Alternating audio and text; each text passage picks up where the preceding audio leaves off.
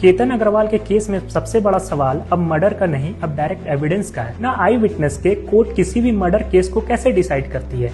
Police investigation के दौरान केतन अग्रवाल को आखिरी बार लोहागढ़ फोर्ट पे देखा गया था अपने फियांसे के साथ। अब यहीं से शुरू होती है लार्सन थ्योरी। आप बहुत सारे वीडियोस में देख रहे होंगे कि उनकी कहानी को और अभी तक क्या हुआ उसके बारे में बताया जा रहा है, लेकिन मैं आपको आज ये बताऊंगा कोर्ट की प्रोसीजर अभी कैसे हो सकती है।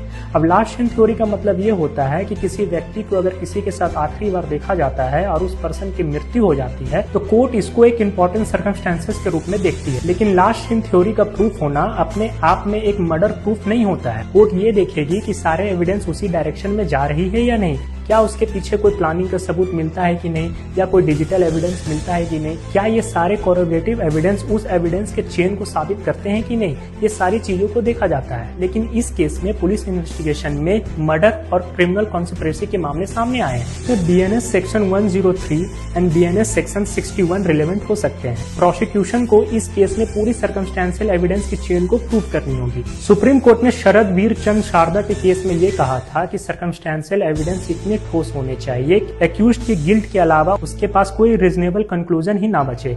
इसलिए इस केस में प्रोसिक्यूशन को सिर्फ एलिगेशन नहीं, हर सर्कमस्टेंशियल एविडेंस को जोड़कर एक चेन एस्टैब्लिश करनी होगी, जैसा आप फिल्मों में भी देखते हो।